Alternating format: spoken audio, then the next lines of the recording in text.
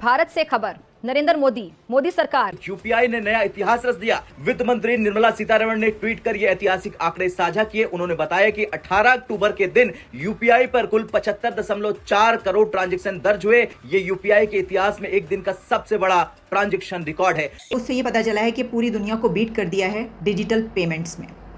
तो इस वक्त हम बात करें उस डिजिटल इंडिया की जिसने सबको पीछे छोड़ दिया है, जिसमें चाइना भी है और भी तमाम कंट्रीज़ हैं दुनिया के। इंडिया की जो डिजिटल ट्रांजैक्शंस कही जा रही हैं वो 89.5 मिलियन डिजिटल ट्रांजैक्शंस हैं। अब इसको आप, मेरा ख्याल है कि 9-10 करोड़ के करीब ये बनती हैं। हो सकता है ये कुछ आगे पीछे हो, लेकिन इसमें जो डेटा मेरे सामने है वो 89.5 मिलियन। अगर हम ये देखें कि हाँ जी यार उधर ये चीज़ें हो रही हैं तो हम क्यों उधर ना जाएं।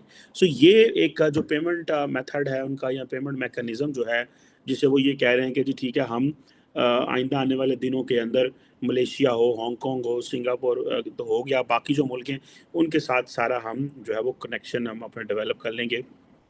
और जो यूपीआई पिन और जो लिंक है उनके लिए बहुत बड़ा गिफ्ट है। और ये कहा, मैं पिछले दिनों पढ़ रहा था कि जो आसियान है, ये जितने भी 8-10 मुल्क हैं, इनकी जो डिजिटल पेमेंट मार्केट है वो तकरीबन 2 ट्रिलियन तक चली जानी। पाकिस्तान का तो बेड़ा गर्क है, तो पाकिस्तान जितना अनस्टेबल हो अच्छा है, मुझे कोई दिक्कत नहीं। कई यहाँ पे बड़े बड़े सोच विचारने वाले ये बोलते हैं a stable Pakistan is in India's interest, और हर समय मैं डिसएग्री करता हूं पोलाइटली और कहता हूं कि नहीं sir, a highly unstable Pakistan is in India's interest. उसको भाड़ में जाने दो, हमें कोई लेना देना नहीं। We are not responsible for Pakistan and I don't think the Pakistanis want us to be responsible for them also. यानी भारत की डिजिटल पेमेंट सिस्टम हर साल नई ऊंचाइयों को छू रहा और भारत हर साल नया इतिहास बना रहा। क्या कहेंगे, अभी तक पाकिस्तान में जो है वो डिजिटल ट्रांजैक्शन, डिजिटल पेमेंट्स का दूर दूर तक हमें कोई कॉन्सेप्ट नजर नहीं आ रहा। बिल्कुल आप सही फरमा रही है कि इंडिया जो है वो डिजिटल जो है वो पेमेंट में बहुत आगे निकल गया है, जैसे कि आप कह रही हैं। ये हमारी वीकनेस है, तो मैं समझता हूँ ये बिल्कुल ठीक है। लेकिन एक और खौफनाक काम जिसकी तरफ इशारा करना जरूरी है वो ये है कि फिर से इनने वो ड्यूरेंट लाइन का कट्टा खोल दिया है जी। वो कहते हैं ये फर्जी सरहद है जी। यानी एक सरहद जो पाकिस्तान के वजूद से लेके आज तक कायम है वो फर्जी हो गई है। तो ये बड़ी खौफनाक बात है।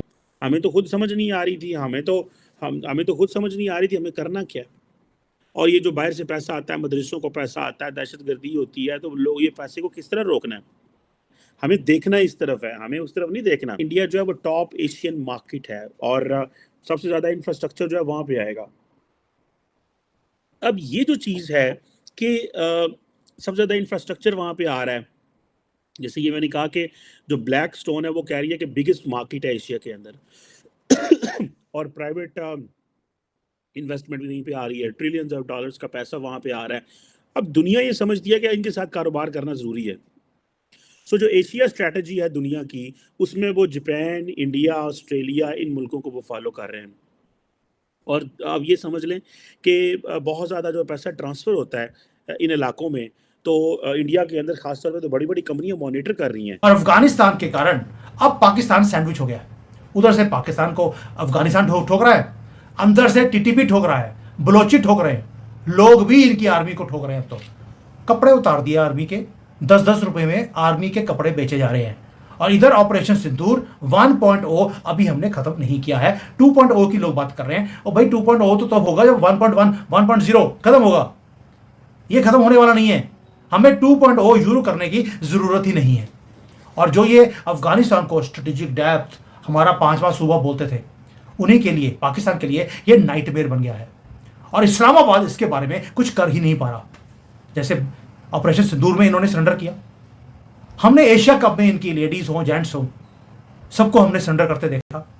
3 बार 2 बार जब भी आए सरेंडर किया। वर्ल्ड कप का कोई मैच हो हमेशा सरेंडर करते हैं। वैसे ही ये अफगानियों के सामने सरेंडर करते हुए दिखाई दिए। बलोचिस्तान के जो लड़ाकू लोग हैं, उनके फ्रीडम फाइटर, बलोचिस्तान के फ्रीडम फाइटर के सामने भी ये हर रोज सरेंडर करते हैं। पैंटे उतार के बोलते हैं हम सलूट मारने को तैयार हैं, हमारी जिंदगी बख्श दीजिए। ये पाकिस्तान की आर्मी बोल रही है अपने ही कंट्री में। और दोस्तों, अफगानिस्तान अब फ्रेंडली कंट्री हो गया है भारत का।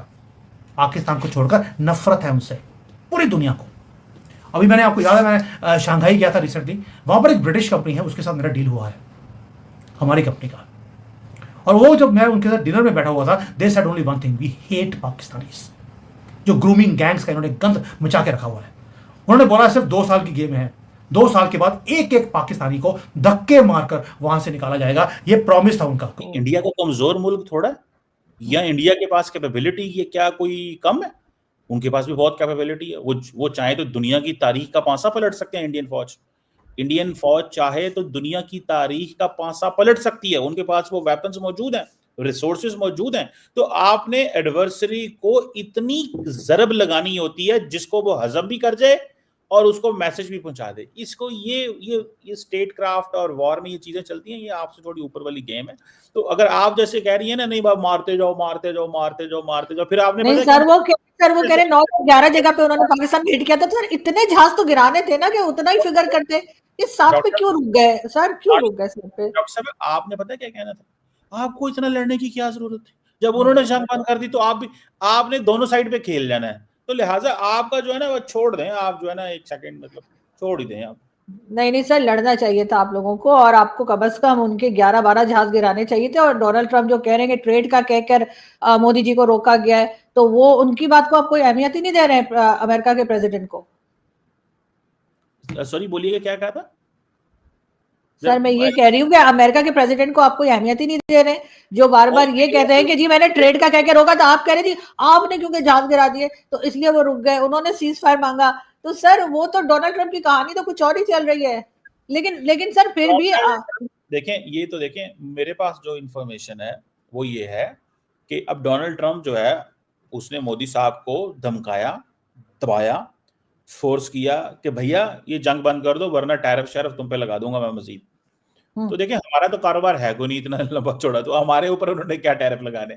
तो टैरिफ तो इंडिया के ऊपर ही लगने थे, वहां पे बायलैटरल ट्रेड बहुत ज्यादा हैवी थी। सो हमें भी ये मुस्तकबिल है, मुस्तकबिल इस खित्ते में है। पाकिस्तान का दुनिया के हर मुल्क का मुस्तकबिल यहाँ पे अटैच है। साडा मुस्तकबिल इथे वे, तो इधर सोचें, उधर ना भजो। यूरोपियंस भी इधर आ रहे हैं, हमारे तो पास मार्केट है। हमारे पास जो 2 बड़ी मार्केट है, इंडिया चाइना, हम उधर नहीं जाते। चाइनीज़ जो हैं वो हमारे काबिल, हम उनके काबिल नहीं हैं, क्योंकि वो उन्होंने इतना अच्छा बिजनेस एनवायरनमेंट है कि वो हम उनको चीज़ बेच ही नहीं सकते। दूसरा, हम उनका कल्चर नहीं जानते, हम उनकी सिविलाइजेशन को समझते नहीं, हमारे लोग वहाँ एडजस्ट ही नहीं होते, हमारे लोगों को समझ नहीं लगती वहाँ पे। और वो ज़ुबानें और फिर वो जिस तरह ट्रीट करते